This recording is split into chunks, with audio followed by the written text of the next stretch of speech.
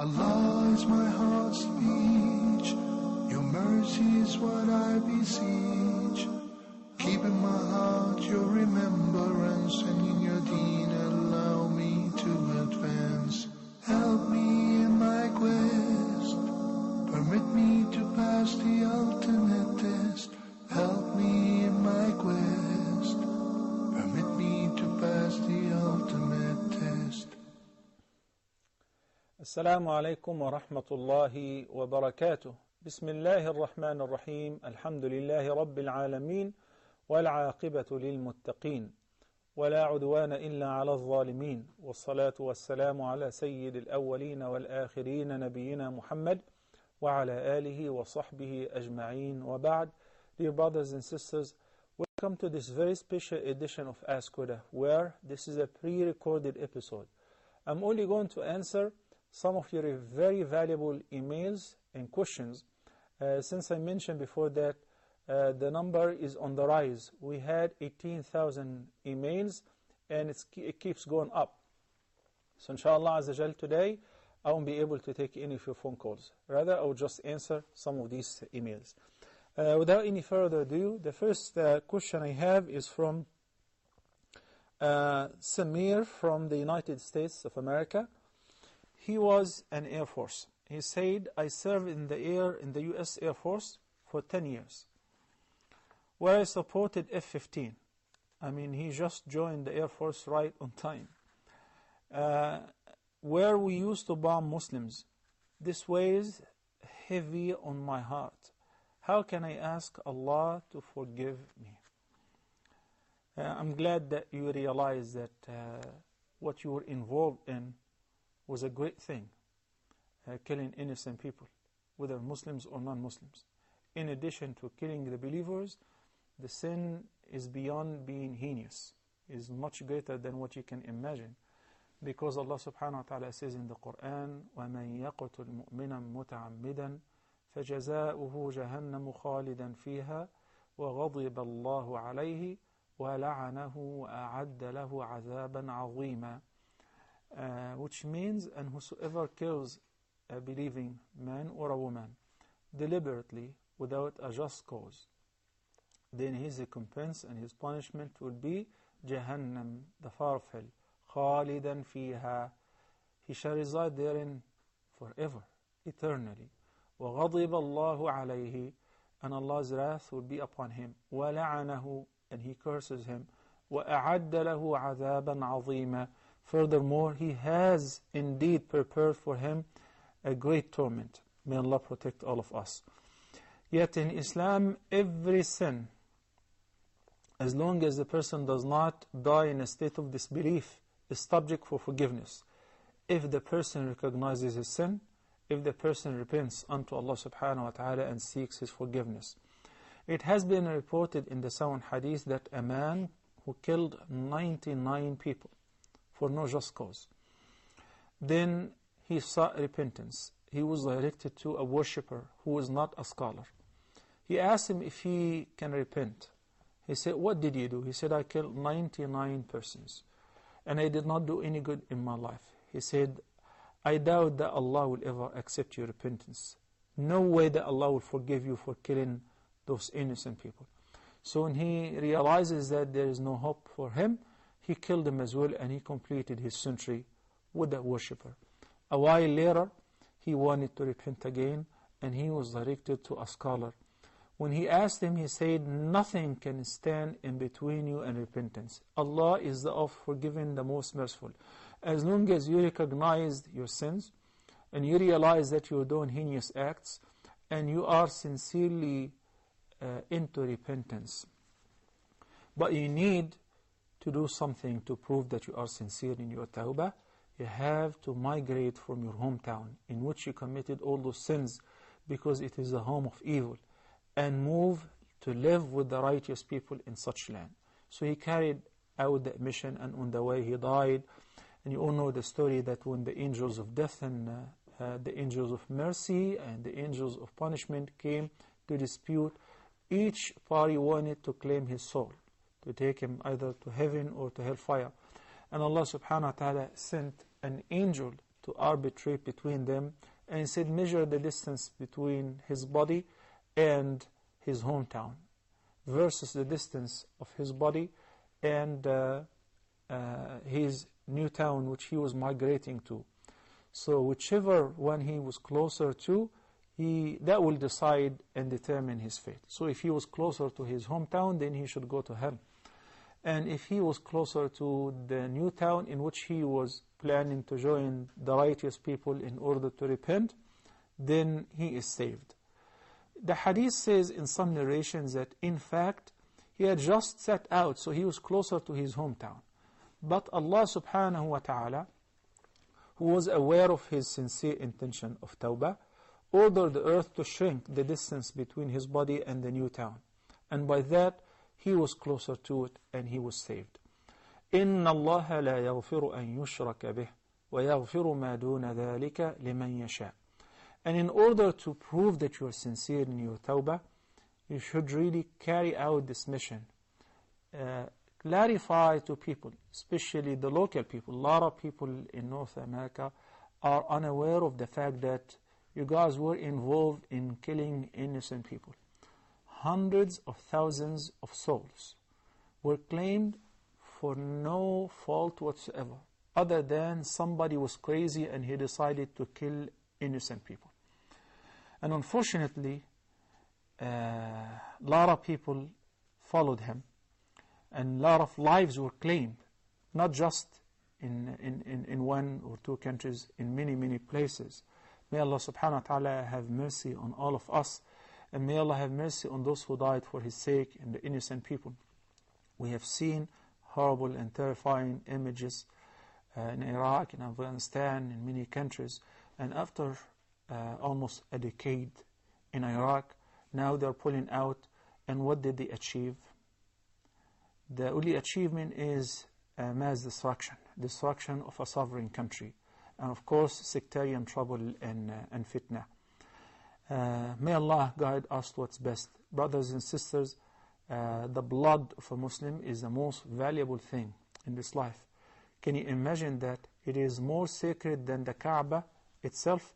The destruction of the Kaaba, even though the Kaaba is the most sacred spot on earth, but its destruction is way lighter and easier than killing a single Muslim or shedding the blood of an innocent person. And Allah subhanahu wa ta'ala says about mankind in general, whosoever kills an innocent person without a just cause, he as if he has killed humanity, the entire humanity at large.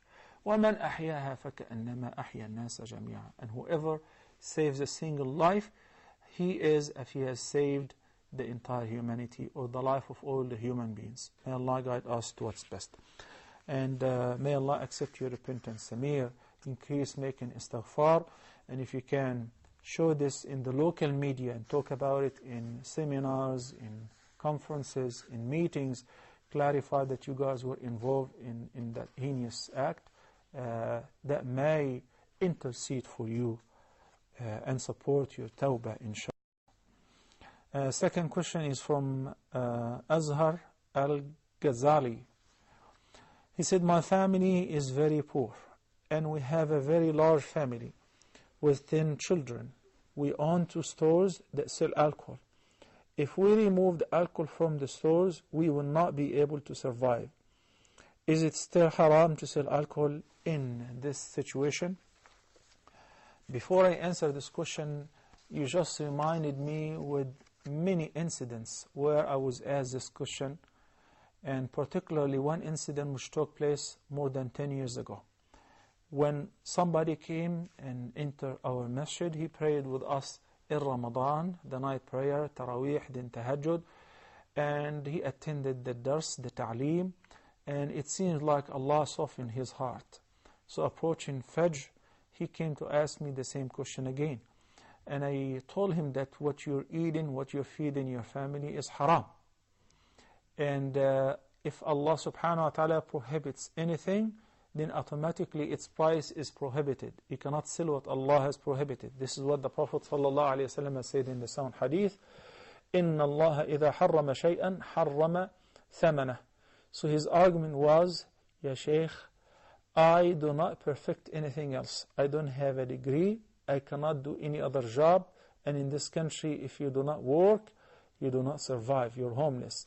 If I quit, if I take alcohol out of my store, me and my family will starve and perhaps will be homeless. Then I answer him with another question.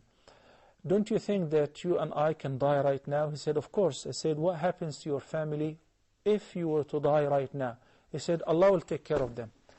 I said, but this answer proves that you are just a fool.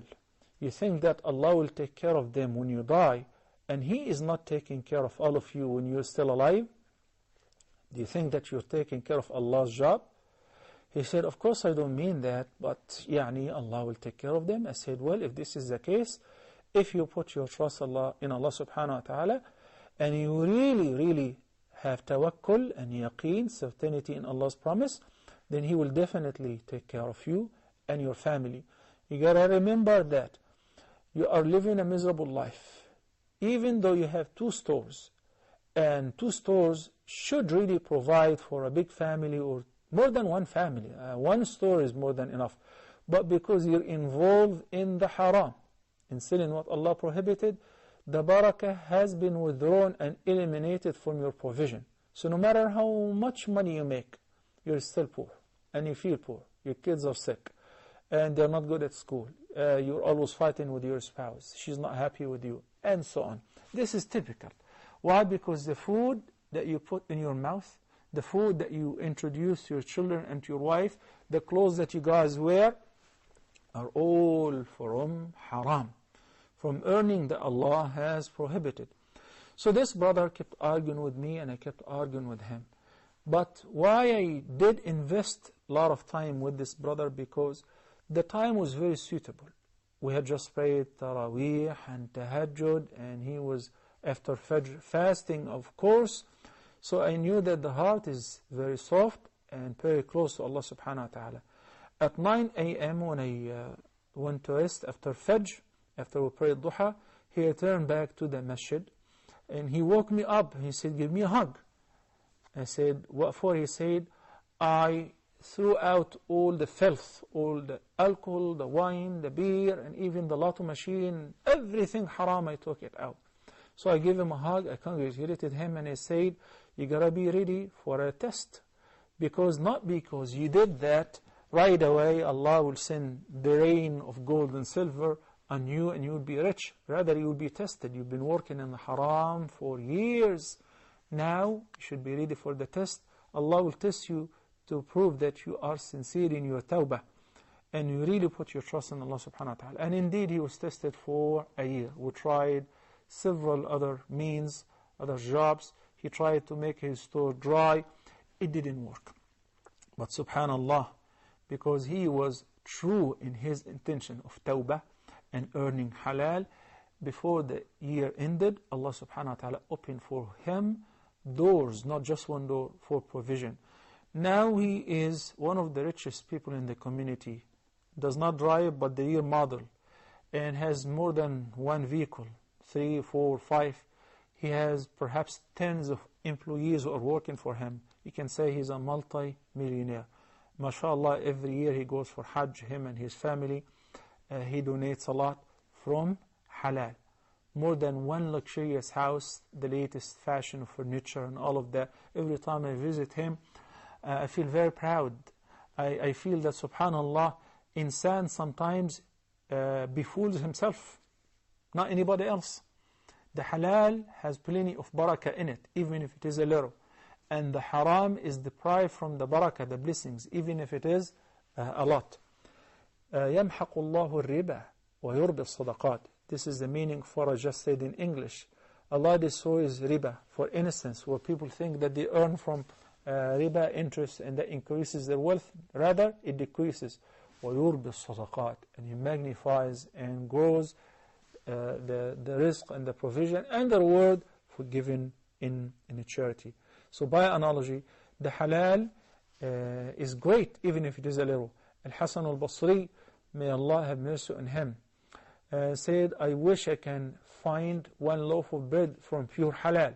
They said, what are you going to do with it? He said, I'm going to roast it, dry it up, roast it, then grind it, make it into powder, soak it in water, then use it as, put it in a dropper. So whenever somebody is sick, I will give him with the dropper. If he complains with eye sickness, I give him a few drops. It will be a cure. But this is not sterilized. This is not, he said, but this is halal. The halal is a shifa. When you eat from 100% halal, it is a cure. It is a cure for psychological disorders, for psychiatric disorders, for physiological diseases, for the diseases of the heart.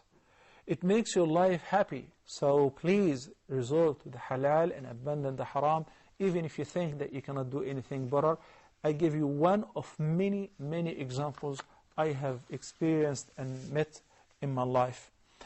And ask Allah subhanahu wa ta'ala to help you to earn from halal. The third question is from Halima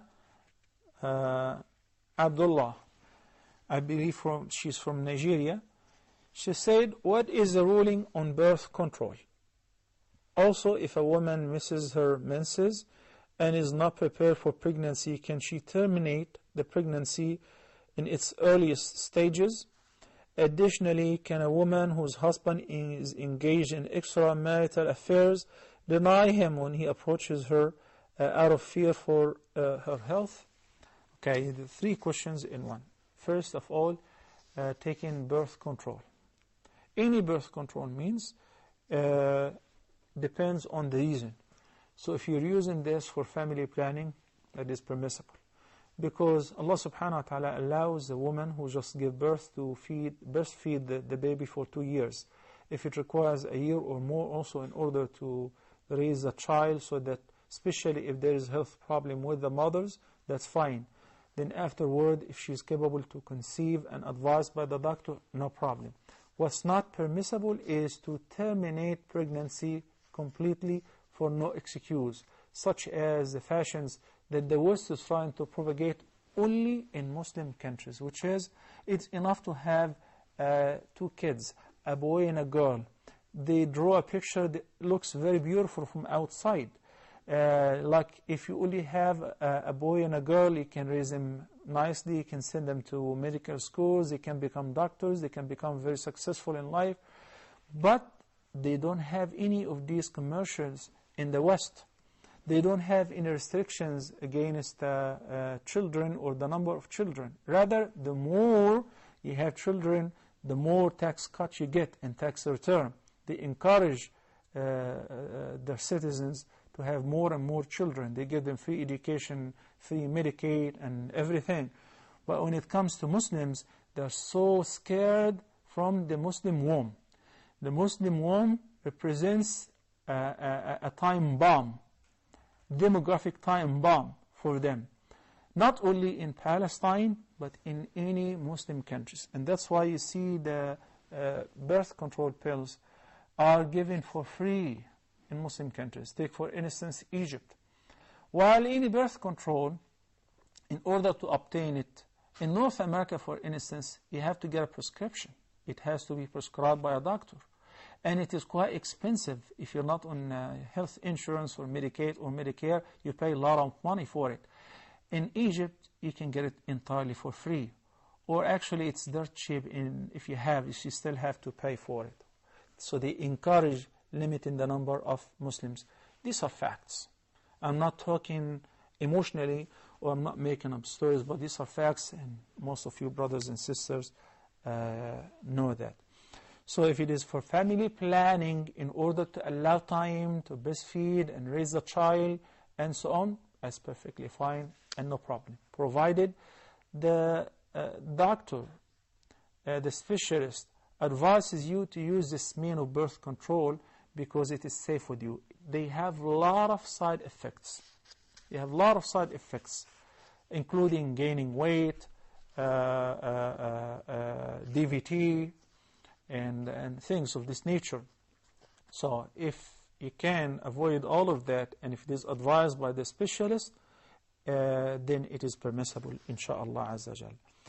When a woman misses her period and she is pregnant. And by the way, I wanted to tell you that sometimes a woman may be on 1 or 2 means of birth control and she still conceives.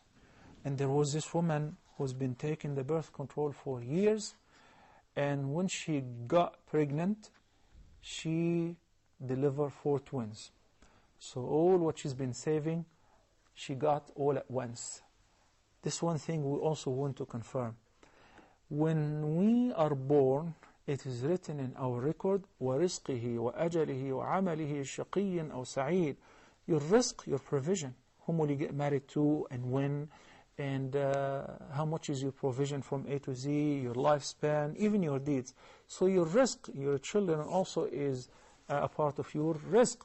So if Allah subhanahu wa ta'ala has decided for you to have 4 kids, healthy or not healthy or whatever, then you're going to have them, whether you take birth control pills or you don't.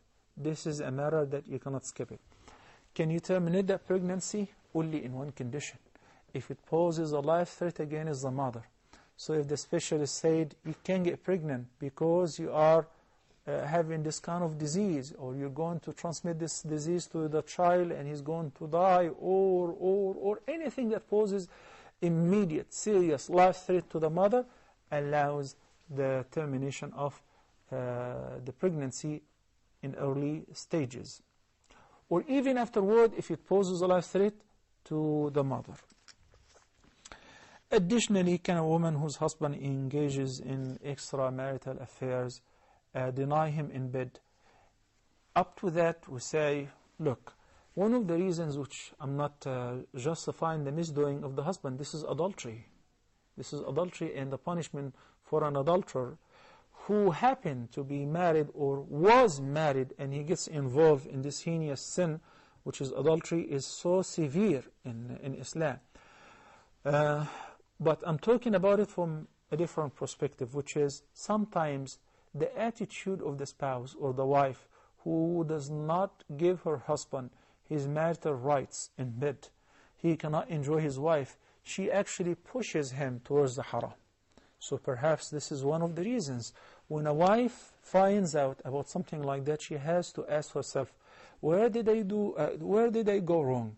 Am I not taking care of myself? Am I not dressing properly? Am I not speaking rightly? Am I not sharing bed with him? Am I not?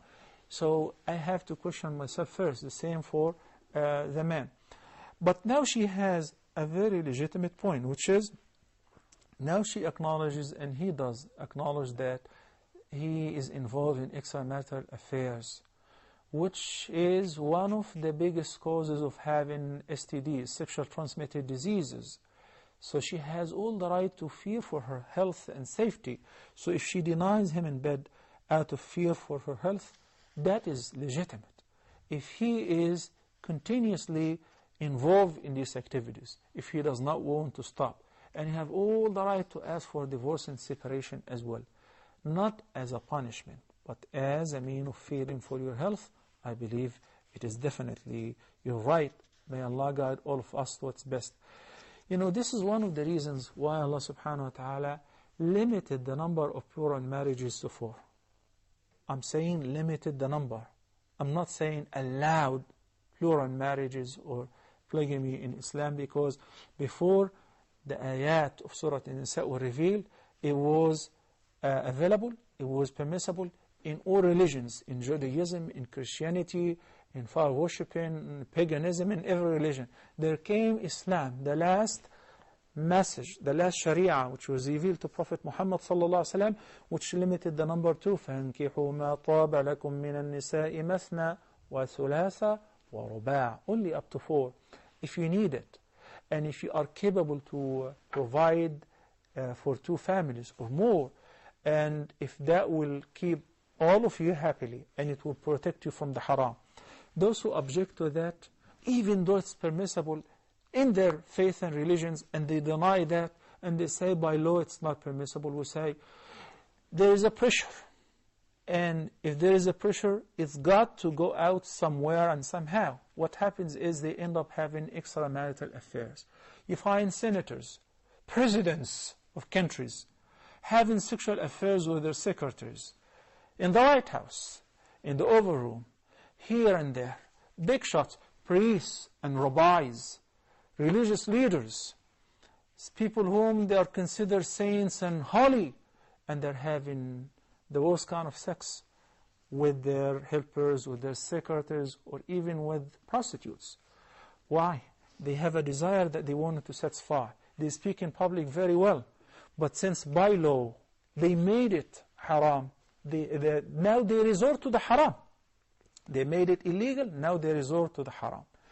Sharia of our deen, al-Islam, is a solution for all the problems that face humanity. Let's take a short break and we'll get back to you in a couple of minutes, so stay tuned.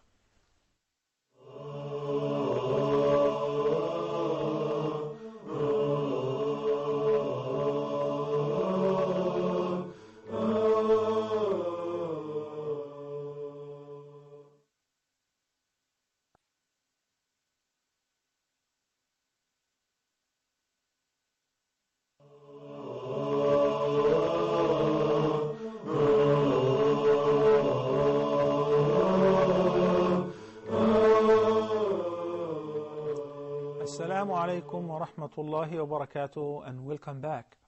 A few more questions. The first is from Basil Bashir. I don't really know where is he from, but his question is it permissible for us to perform Hajj if we have not cleared our debts yet? However, it is with the consent of the party we need to settle our debts with. So basically he gave me the answer. Number one, Allah subhanahu wa ta'ala ordained Hajj in the Quran with a condition. He said, وَلِلَّهِ عَلَى النَّاسِ حِجُّ الْبَيْتِ مَنِ اسْتَطَاعَ إِلَيْهِ سَبِيلًا. Performing Hajj is a duty that mankind owe to Allah, whoever of them can afford the means, whether physically or financially. So if somebody is in debt, he is not required to perform Hajj before settling his debt. But it's really amazing. In Islam, people are dying to perform Hajj, whether rich or poor. They don't look at it as a duty. They look at it as an honor. When I get to perform Hajj, this is the dream. My dream came true. That's why you find people borrowing money to perform Hajj, saving up. In some countries, they open a safe deposit for a child once he or she is born. They collect pennies and small coins so that when they grow up, they have a base or some fund that can enable them to perform Hajj. So if the person is in debt, he is not required to perform Hajj. But if the party which they need to settle their debt with gave them their consent and they agreed, and meanwhile the person is earning good money to settle the debt on time and pay the payments on regular basis, then it is permissible to perform Hajj in this case. Keep in mind, there are two different cases. Is it required to perform Hajj in this case? No, because the person is not mustati', financially is not capable. Now, is it permissible? Yes, with the consent of the debtor, and as long as the person knows that my income is sufficient to cover the payments. Barakallahu fikum. Muhammad from the KSA has a very interesting question. He said, will Allah forgive shirk if the person eventually repents? If this is the case, of course, yes. The ayah which I quoted has another similar ayah in Surah An-Nisa. إِنَّ اللَّهَ لَا يَغْفِرُ أَن يُشْرَكَ بِهِ وَيَغْفِرُ مَا دُونَ ذَلِكَ لِمَن يَشَاءُ وَمَن يُشْرِكْ بِاللَّهِ فَقَدْ افْتَرَى إِثْمًا عَظِيمًا. That is the ending of one ayah. Then وَمَن يُشْرِكْ بِاللَّهِ فَقَدْ ضَلَّ ضَلَالًا بَعِيدًا. That is the ending of the second ayah. But both share the fact that Allah does not forgive shirk, and He may forgive any sin other than shirk or below shirk. Shirk is to set partners to Allah in worship, whether via saying or by actions or by just belief, even without saying or acting upon that. In any type of the Tawheed, the tawheed of the lordship, the tawheed of worship, the tawheed of the names and attributes of Allah subhanahu wa ta'ala. In this regard, I record Adi ibn Hatim. I recall actually it was Amr ibn al-As, may Allah be pleased with him, when he came to accept Islam, entered upon the Prophet sallallahu alaihi wasallam to give him the pledge of allegiance and accept Islam. There the Prophet sallallahu alaihi wasallam stretched out his hand to Amr, but Amr was reluctant and he said, "Not before you promise me." He said, "With what?" He said, "O Messenger of Allah, I'm a big sinner. I have committed a lot of sins. I'm drowned in my sins. You have to give me a promise that Allah will forgive me all my sins if I accept Islam." The Prophet ﷺ smiled to Amr and said, "O Amr, don't you know that al-Islamu yajubbu ma qablah?" Don't you know that accepting Islam wipes out and removes all the sins which were committed before Islam, during ignorance, during disbelief, during paganism, anything outside than Islam. When the person enters into the folds of Islam and he repents, Allah subhanahu wa ta'ala will forgive him. Obviously including shirk, because now he is a Muslim. That's why we were directed by the Prophet sallallahu alaihi wasallam, in case somebody utters a word which is considered a shirk, to follow that by saying the kalima, La ilaha illallah, Muhammadur Rasulullah, such as if somebody accidentally swore to other than the name of Allah, like swore to the life of his parents, grandparents, or even the life of Prophet Muhammad, or the honor of anything. The Prophet ﷺ said, "Man kana halifan falyahlif billah aw liyasmut." If you were to swear, then swear to Allah or any of His attributes, or be quiet.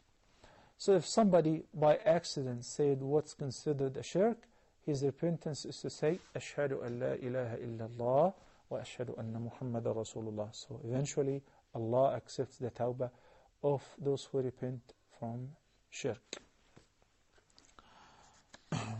So Wabra Abdullah from Kenya, what is the ruling concerning lip and nose piercing for a Muslim woman who covers herself and her intention is to beautify herself for her husband? I wear a niqab. So she is doing that only for her husband, to adorn herself for her husband. But our body is not ours. I mean, we cannot do anything in our bodies or lives or souls unless that is permitted by Allah subhanahu wa ta'ala, because we're all owned by Allah, including our bodies. And that's why He said, "La tulqu bi aydikum ila tahluka." So what's known in our customs as common, such as the ear piercing for women, that is halal. And the Prophet ﷺ, when he encouraged women to collect fund for zakah or donations, started taking their earrings, dropping it before the Prophet ﷺ, and he did not object to any of that, meaning they used to wear earrings and so on.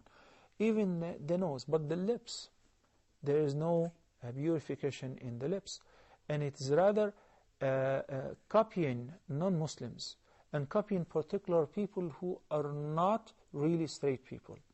Similarly, the navel piercing. So if it is to copy other than Muslims, in that the Prophet ﷺ forbade us from doing so. مَنْ تَشَبَّهَ بِقَوْمٍ فَهُوَ مِنْهُمْ. So if you limit that to the ear piercing, that would be best, inshaAllah, whether you wear a niqab or not. جزاكم الله خيرا and بارك الله فيكم. Mawlud Sabri from France has a question which says, "Is it okay to vow to perform fast if I achieve one of my goals?" It is okay, but it is not really the best choice. It is disliked. Why? Because the Prophet ﷺ said about this type of vow or nadhr, إِنَّمَا يُسْتَخْرَجُ بِهِ مِنَ الْبَخِيلِ. It is not your vow which will make Allah enable you to achieve your goal. It has been already preordained for you whether the goal to be achieved or not, and Allah knows best. Allah is not going to change the decree because you made a vow to donate, to fast, to offer extra prayers, or to distribute the meat of a sheep that you slaughter. No. It is just a mean of extracting money from the cheap and the miser people, so that is the only way that they give any charity when their goals are achieved. The best, so it's permissible, but it is not really the best choice. The best choice is whenever your goal is achieved, you fast willingly. That's number one. Number two, it is permissible to vow. Vowing or another is one of the forms of worship in Islam. Unconditioned vow. You just say, I'm going to fast tomorrow. Lillahi alayya, I owe Allah to fast tomorrow, or to fast 3 days of every month. And make sure that when you vow something that you can afford. Do not act as a hero. You make a vow that beyond your capacity. Then when you fail to do it, you turn around to ask, what is the expiation for that? From the beginning, vow something within your capacity, what you can really afford to do. Wallahu a'lam. So this type of vow is called an-nadhr al-mu'allaq, the condition or the contingent nadhr, which is not recommended.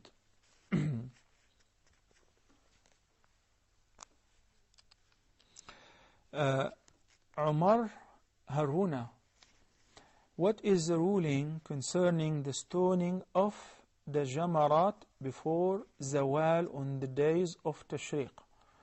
The opinion of the companions of the Prophet ﷺ and most of the fuqaha, with the exception of Imam Abu Hanifa, that stoning the jamarat on the tashriq days, meaning the 2nd, 3rd and 4th day of Eid al-Adha, begins at az-zawal, when the sun moves away from its meridian. I discussed that in details in our program of Hajj step by step. Yet Al-Imam Abu Hanifa, may Allah have mercy on him, said the beginning time, so he has a best time and an allowed time. He said the allowed beginning time for stoning on Ayyam al-Tashriq is similar to the beginning time of the Eid day, which is sunrise. So this is his view. Now we have some of the contemporary scholars who say you can even throw the stones as early as Fajr prayer, and some went even way beyond logic and said you can even throw before Fajr, and they made it 24/7. I would like to say, since Alhamdulillah, Allah gave us a lot of ease, and thanks to those who are in charge who made it very easy for us to throw the stones in order with ease. There are a lot of bridges, 5 floors, humongous bridges, which allow millions of people to throw the stones at the same time without stampede, without rush, without heavy traffic. It has become very organized. And with the use of the new metro, Hajj has become very easy. It's like a picnic. MashaAllah, la quwwata illa billah. So people should really try to stick to the order as much as they can. The scholars who said it is permissible to throw before that, they said due to the necessity. And whenever there is a necessity, the rule can be waived and can be skipped to an easier one. Once there is a hardship, right away an ease will intervene. And this is what Allah subhanahu wa ta'ala said in His Quran, إِنَّ مَعَ الْعُسْرِ يُسْرًا وَمَا خُيِّرَ رَسُولُ اللَّهِ صَلَّى اللَّهُ عَلَيْهِ وسلم بَيْنَ أَمْرَيْنِ إِلَّا اخْتَارَ أَيْسَرَهُمَا مَا لَمْ يَكُنْ حَرَامًا. Where the Prophet sallallahu alaihi wasallam, once he has a choice between a couple of options, right away he would choose the easier one as long as it's not prohibited. So as long as there is no difficulty anymore, why don't you stick to what the Prophet ﷺ used to do? And the maximum you can do is to resort to the opinion of Imam Abu Hanifa, may Allah have mercy on him, who said the stoning on Ayyam al-Tashriq can begin as early as sunrise, similar to the stoning on the Eid day for Jamratul Aqabati al-Kubra. Parveen Parvali says, I cannot afford to send my children to a private Islamic school.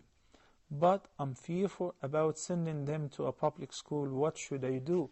If you can afford to homeschool them, this is the best option, and has been adopted by a great spectrum of local Americans who are not even Muslims, because the public school is very dangerous and very contagious, and the peer pressure is very severe. It's a lot to bear for a child, 8 hours a day in addition to sports and other activities or camping and fun days, that they pick a lot of bad habits, a lot of bad sayings, a lot of practices which are not approved by Islam. And for young children, it's a challenge. Also, I would like for the brothers and sisters who are in charge for Islamic schools to make it easy for those who cannot afford to pay, to give them a break, especially if they have more than one child. I perfectly understand that they too are struggling to survive, and they can only maintain the school via the tuitions and also the fundraising on regular basis.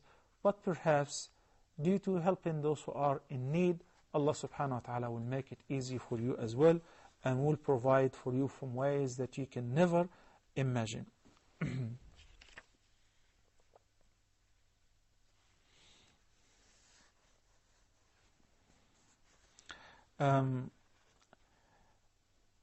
Malika Jabin says, we named our grandson Ahad. Is this name permissible? If not, how can we change his name?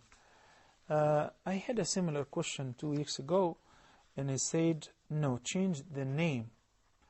Allah subhanahu wa ta'ala says, قُلْ هُوَ اللَّهُ أَحَدٌ. Ahad describes the unity of only Allah subhanahu wa ta'ala. Because if you want to say, for one pen, a pen, you say, واحد. واحد. If you want to count in Arabic, say واحد, اثنين, ثلاثة, and so on. But the word ahad is exclusively for Allah subhanahu wa ta'ala, which means not just one, rather He is the only one, whose no one is ever equivalent to Him. No one is similar to Him. No one is comparable to Him. So, change that name. You can say Abdul Ahad, for instance. Beautiful name, Abdul Ahad, the servant of Al-Ahad, Allah subhanahu wa ta'ala. Samira from Jeddah says, my husband is one of the descendants of the Prophet sallallahu alaihi wasallam. He wears green clothing, listens to Masiyah, and takes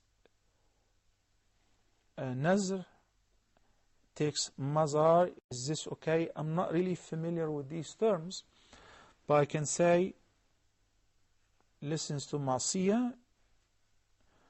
Maybe she means Masiyah, which is a sin. I'm not sure. But I would like to give a comprehensive answer to this question and similar questions pertaining Ahlul Bayt, the family of the Prophet sallallahu alaihi wasallam. We must abide by the love of the Prophet sallallahu alaihi wasallam and his family members. And that's why in every prayer we pray for them by saying Allahumma salli ala Muhammadin wa ala ali Muhammad kama sallaita ala Ibrahim wa ala ali Ibrahim. In every prayer. Loving the Prophet's family is an act of worship. Loving the Prophet's family is a duty that we owe to the Prophet sallallahu alaihi wasallam. But some people misuse this, considering himself or herself a Sayyid, a Sharif, belong to the Prophet's family, the thing that would waive some duties or expiate him from fulfilling some mandates, which is not true. Being a member of the Prophet's family or his descendant is an honor. It comes with a package of responsibility, perhaps more than ordinary people. That's why the Prophet ﷺ was reported as warning his most beloved daughter Fatima, may Allah be pleased with her, by saying, Ya Fatimata bint Muhammad. O Fatima, the daughter of Muhammad ﷺ, اعملي فإني والله لا أغني عنك من الله شيئا. يا فاطمة بنت محمد اعملي فإني والله لا أغني عنك من الله شيئا. Work hard as far as doing good deeds and righteous deeds, because I'm not going to avail you an art against Allah subhanahu wa ta'ala. من أبطأ به عمله لم يسرع به نسبه. If your good deeds aren't enough to make you catch up to enter heaven, then your relationship to the Prophet ﷺ will not help you an art. The Prophet ﷺ likes to see his family members in the best conditions, likes to see his descendants are most loyal to him and most committed to his sunnah. Is not only in wearing green or wearing a turban, the akhlaq, the muamalat, dealing with others, only eating from halal, preserving your tongue, your mouth, your another. Do not look at what Allah subhanahu wa ta'ala has prohibited, helping people, not taking the zakah from people. You accept the gifts, but not the zakah. It's prohibited for those who are descendants of the Prophet sallallahu alaihi wasallam's family. Trying to deliver the message of your grandfather sallallahu alaihi wasallam. May Allah guide all of us to what's best. By that we come to the end of today's episode of Ask Huda. And until another meeting, I leave you in the care of Allah سبحانه وتعالى. أقول قولي هذا وأستغفر الله لي ولكم وصلى الله على نبينا محمد وعلى آله وصحبه وسلم. Allah is my heart's speech, your mercy is what I beseech. Keep in my heart your remembrance, and in your deen